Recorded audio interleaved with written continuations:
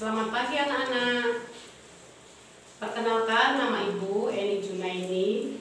Sekarang masih aktif mengajar di Sekolah Dasar Negeri Argasunya. Hari ini kita masih melaksanakan pembelajaran jarak jauh melalui Kecamatan Harjamukti. Karena pada saat ini kita masih dalam kondisi atau pandemi COVID-19. Kita harus selalu menjaga kesehatan ya anak-anak, agar kita tidak tertular virus COVID-19. Kita harus melaksanakan prokes atau protokol kesehatan dengan baik dan benar. Apa saja prokes itu anak-anak? Prokes itu yang sekarang lebih dikenal dengan nama 5M. Yuk mari kita lihat satu persatu yang 5M itu apa saja. Nah ini M yang pertama adalah mencuci tangan menggunakan sabun di air yang mengalir. Kalau tidak ada sabun atau air, kita bisa menggunakan hand sanitizer. Kemudian M yang kedua, memakai masker dengan benar. Jadi masker itu harus menutup hidung sampai dagu ya. Jangan sampai masker itu diturunkan dari hidung karena nanti bisa terpapar virusnya. Kemudian yang ketiga, menjaga jarak dengan teman atau dengan siapapun minimal 1 meter. Kemudian M yang keempat adalah menghindari kerumunan. Nah, kalian tidak boleh bermain berkerumun ya, lebih baik di rumah saja. Kemudian M yang kelima adalah membatasi mobilitas dan interaksi. Jadi kita jadi anak-anak jangan main kemana-mana ya, berkumpul dengan teman-teman, bermain ramai-ramai. Nah itu untuk saat sekarang dihindari dulu. Baiklah anak-anak, hari ini kita akan mempelajari tentang pembelajaran tematik, tema 3, subtema 2, pembelajaran 1 dan 2. Sebelum belajar, marilah kita membaca doa memohon kepada Allah Subhanahu wa Ta'ala agar dimudahkan dalam mengikuti pembelajaran ini. Berdoa berdasarkan keyakinan dan agama masing-masing. Berdoa mulai. Selesai. Setelah itu, kalian boleh mempersiapkan peralatan belajar, yaitu buku tulis, pensil, pulpen, dan buku pelajaran yang akan kita pelajari hari ini.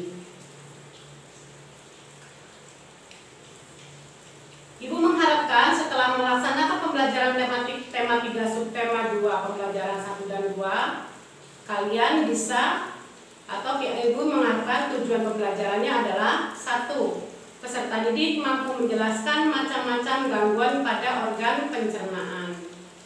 Kemudian yang kedua, peserta didik mampu mencari informasi tentang penyebab gangguan pada organ pencernaan. Yang ketiga, peserta didik mampu mengidentifikasi ciri-ciri iklan pada media elektronik. Yang keempat, peserta didik mampu menjelaskan bentuk-bentuk iklan elektronik berdasarkan medianya. Yang kelima, peserta didik mampu mencari informasi tentang properti tarif dari berbagai daerah di Indonesia. Baiklah anak-anak, masih berkaitan dengan kesehatan yang harus kita jaga saat ini. Kita akan melihat atau membahas beberapa penyakit pada organ pencernaan. Organ pencernaan manusia ya. Yang pertama adalah sariawan. Nah, kita lihat gambarnya ya. Tuh, lihat. Sariawan itu biasanya pada bibir atau gusi ya, atau di daerah mulut, bisa di lidah juga. Nah, sariawan itu yang lubang putih itu ya, rasanya tentu nyeri sekali, susah makan ya, karena kalau tersentuh makanan pasti akan sakit. Nah, kita lihat sariawan itu apa sih? Sariawan adalah infeksi pada lapisan mulut yang disebabkan oleh jamur. Kemudian penyebabnya adalah cedera seperti terkena tergigit atau kesalahan dalam menyikat gigi, kekurangan zat besi atau vitamin B12. yang kebanyakan sering terjadi pada kalian adalah menggosok gigi yang terlalu terburu-buru, akhirnya terkena gusi. Nah, itu akan menyebabkan luka dan menjadi sariawan. Kemudian cara pengobatannya adalah dengan cara mengkonsumsi buah yang mengandung vitamin C berkumur dengan air garam. Kemudian yang kedua adalah sakit gigi. Sakit gigi sudah sering ya kalian alami. Nah, ini adalah gambar sakit gigi. Coba lihat. Ya, gambarnya serem. Apa sih sakit gigi itu? Sakit gigi ditandai dengan rasa nyeri yang muncul di dalam atau di sekitar gigi dan rahang. Nah, kalian lihat itu giginya berlubang, kemudian gusinya juga bernanah, ya. Jika tidak segera diobati itu akan sampai ke mata atau pipinya bengkak ya, dan rasanya sakit sekali. Kemudian penyebab dari penyakit gigi adalah radang yang karena pembusukan gigi, luka pada gusi, atau tambalan gigi yang merusak. Nah, biasanya kalian suka makan permen atau makan manis-manis, atau setelah makan mau tidur tidak gosok gigi. Nah, sisa-sisa makanan itu akan masuk ke dalam gigi dan merusak gigi. Jadi kalian harus menggosok gigi yang teratur 2 kali sehari, setelah makan dan sebelum tidur. Nah, di sini selain menggosok gigi secara teratur, bisa dengan mengunyah bawang putih atau kumur dengan air garam. Kemudian yang ketiga adalah emah atau sering dibilang sakit lambung ya. Nah, ini gambarnya ada bapak-bapak yang sedang memegang perut karena kesakitan. Apa sih emah itu? Emah adalah penyakit dengan rasa nyeri yang berasal dari lambung. Nah, ini ada 2 macam gambar lambung ya. Ada yang bertuliskan healthy dan satunya gastritis. Nah, itu yang healthy itu berarti lambung yang sehat ya, lambung yang tidak terluka atau tidak sakit. Penyebabnya adalah luka di lapisan lambung, infeksi bakteri, efek samping penggunaan obat-obatan, dan makan yang tidak teratur. Nah, makan yang tidak teratur itu biasanya terjadi sama kalian yang kalau sudah bermain, lupa waktu, lupa untuk makan. Ya, jadi maka akan terluka lambungnya ya. Kemudian pengobatan emah dilakukan dengan minum obat sesuai resep dokter dan makan secara teratur. Berikutnya adalah sembelit. Tuh lihat ada adik kecil ya, sedang memegang perutnya karena kesakitan. Apakah sembelit itu? Sembelit adalah kondisi sulit buang air besar. Penyebabnya antara lain kurang minum, kurang mengkonsumsi makanan berserat, dan pola makan yang kurang baik. Nah, kalian biasanya kalau makan serabutan ya, misalnya asal makan, yang penting ada makanan yang masuk ke perut. Nah, itu tidak baik ya. Kalau kurang serat atau kurang kurang vitamin atau kurang gizi, itu akan mengakibatkan sembelit. Pengobatan sembelit dilakukan dengan mengkonsumsi makanan berserat, mengkonsumsi lebih banyak air putih, dan berolahraga secara teratur. Nah, makanan berserat itu banyak macamnya anak-anak dan tidak mahal, seperti sayur-sayuran ya. Itu akan mempermudah buang air. Kemudian minum air putih juga itu baik untuk kesehatan ya, dan olahraga yang teratur. Kemudian yang kelima adalah diare. Nah, ini ada kecil lagi tuh, masih pegang perutnya. Diare adalah penyakit yang ditandai dengan buang-buang air besar yang encer dan lebih sering dari biasanya. Penyebab diare terjadi karena ketika kita mengkonsumsi makanan dan minuman yang terkontaminasi bakteri, virus, atau parasit. Nah, itu berarti makanannya kurang bersih, atau bisa juga saat makan kalian tidak mencuci tangan. Makanya biasakan sebelum makan mencuci tangan yang bersih ya, biar tidak terkena bakteri, virus, atau parasit. Kamu juga harus bisa memilih makanan yang sehat. Jangan membeli jajanan yang dalam keadaan terbuka atau tidak tertutupi atau tidak terbungkus, karena biasanya ada lalat yang nempel.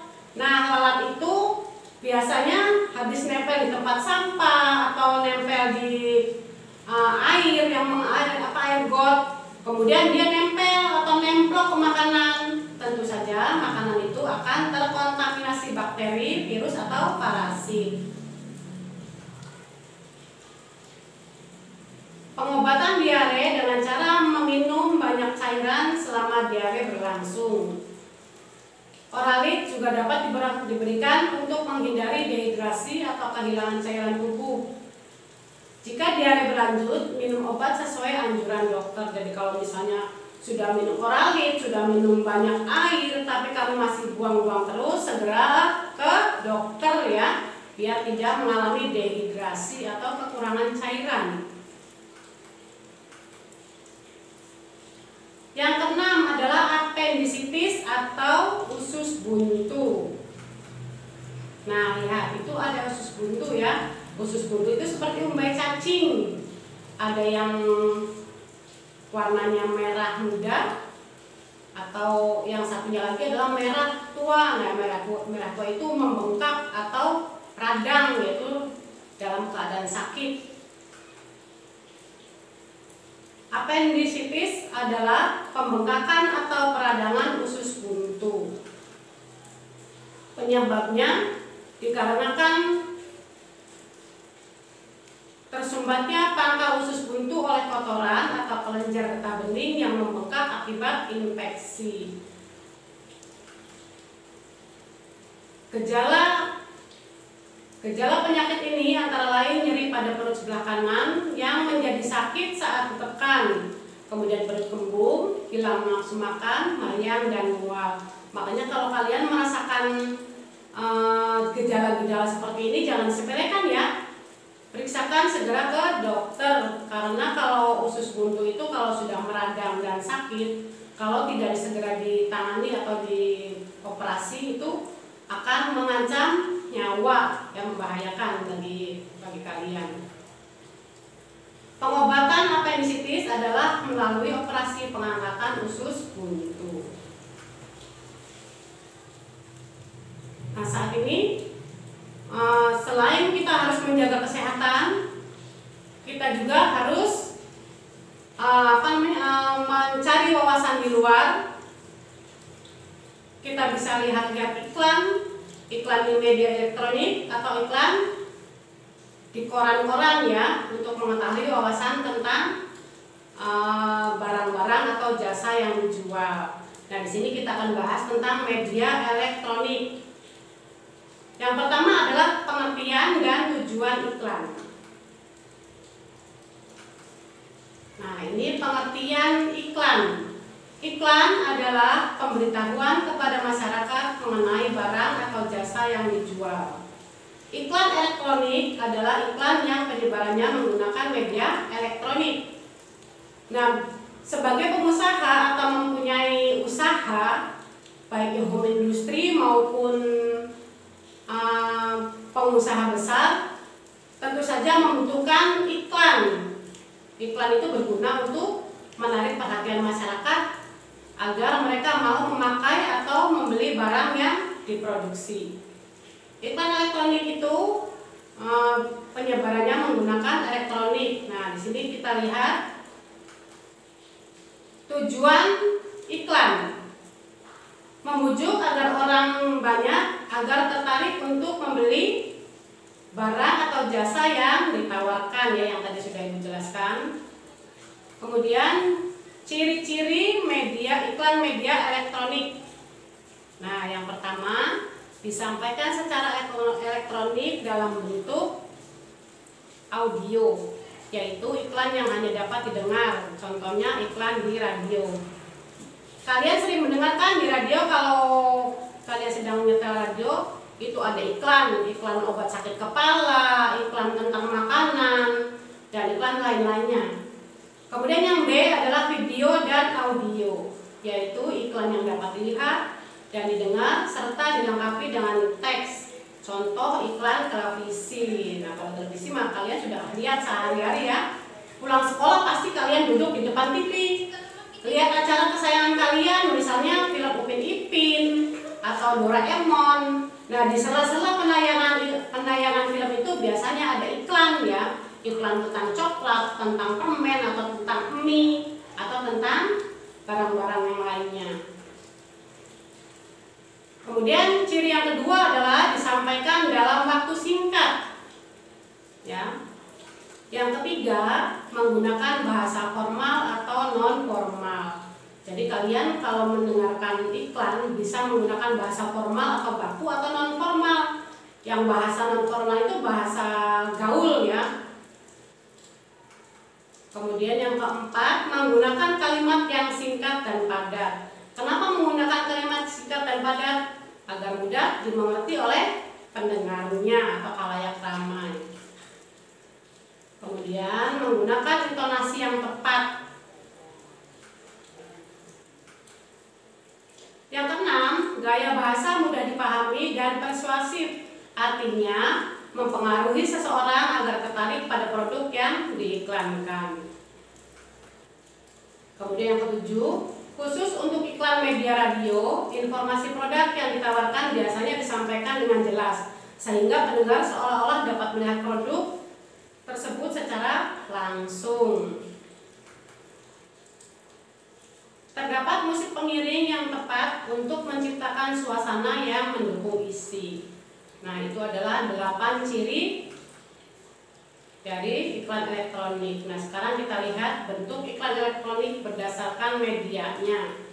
Yang pertama, iklan di media televisi. Iklan televisi adalah iklan yang disiarkan melalui televisi.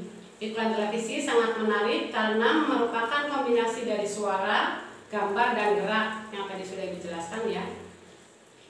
Kemudian contohnya, tuh lihat di situ ada iklan tentang obat Colic Plus, yaitu untuk obat sakit gigi ya.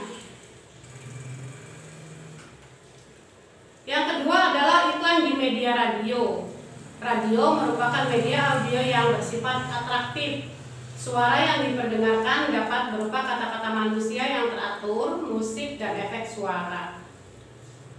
Kemudian iklan internet. Iklan internet adalah iklan yang disampaikan melalui jaringan internet. Nah, ini biasanya berisi tentang media pendidikan, ya, tentang segala macam, pokoknya ada di situ. Kalian tentu sekarang kan sudah bisa membuka internet ya, bisa melihat YouTube, bisa melihat Google, dan lain sebagainya. Iklan tidak hanya dipergunakan untuk memasarkan produk atau barang atau jasa, tetapi bisa juga untuk memperkenalkan keberagaman tari daerah di Indonesia, yaitu tujuannya adalah agar dikenal oleh masyarakat seluruh Indonesia bahwa di Indonesia ini banyak sekali tarian-tarian daerah. Provinsi di Indonesia aja sudah banyak ya, 34 provinsi. Nah, satu provinsi itu memiliki beragam tari, lebih dari 2 bahkan lebih dari 3. Nah, sekarang kita lihat contoh yang pertama dari keberagaman tari daerah di Indonesia. Tari reog. Nah, kita lihat gambarnya. Tuh. Gambar tari reog. Itu gambarnya seperti singa ya. Seperti singa. Nah, dari manakah asal tari reog ini? Reog Ponorogo adalah tari tradisional dalam arena terbuka yang berfungsi sebagai hiburan rakyat. Mengandung unsur magic, penari utamanya adalah seorang berkepala singa dengan hiasan bulu merah. Asal daerahnya adalah Ponorogo, Jawa Timur. Properti yang dipakai adalah dadak merah, jarit, dan udeng. Nah, itu yang ada di kepala itu ya. Kalau jaritnya itu adalah selendang atau kain yang diselempangkan di pinggang. Nah, udeng itu seperangkat alat yang ada di kepala.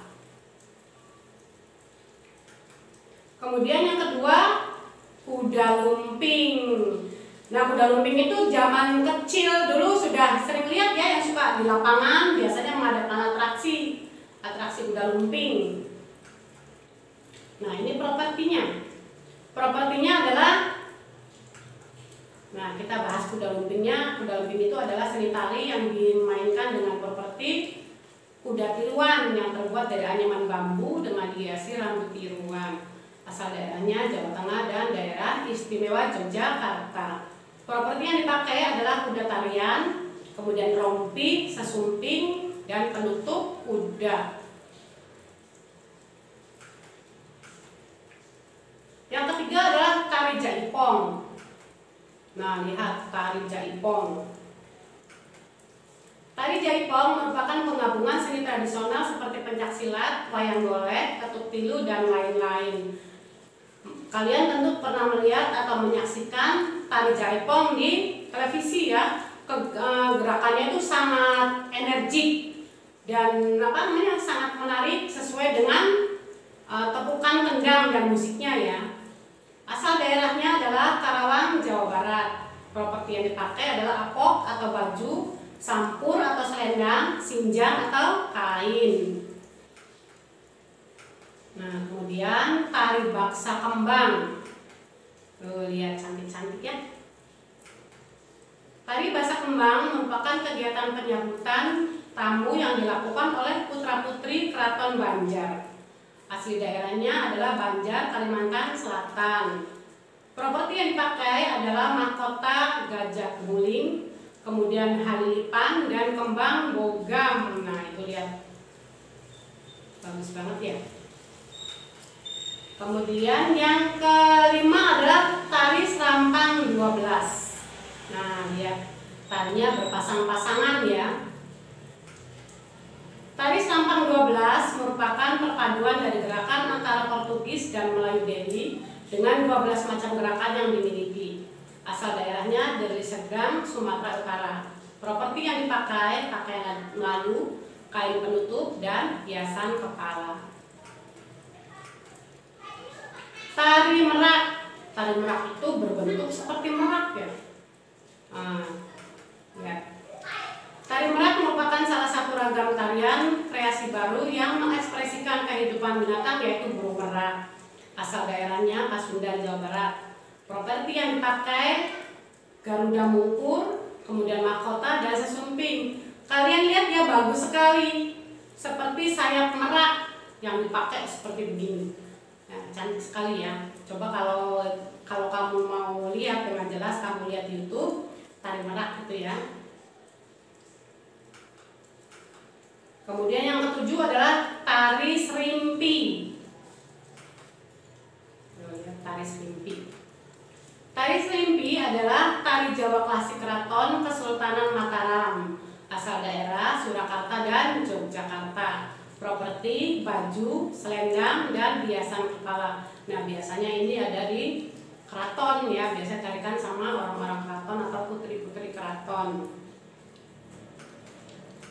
Dan yang terakhir adalah tari topeng. Tari topeng berasal dari mana? Ada yang tahu? Iya, tari topeng itu berasal dari Cirebon. Tari topeng adalah tarian yang diyakini bahwa topeng berkaitan erat dengan roh-roh leluhur yang dianggap sebagai interpretasi dewa-dewi. Asal daerahnya dari kota kita, dari Cirebon, Jawa Barat. Properti yang dipakai adalah topeng, kemudian mangkron, dan gelang kaki. Topeng itu macam-macam ya. Jadi tiap topeng itu menunjukkan watak dari topengnya tersebut. Biasanya tariannya itu sesuai dengan wataknya.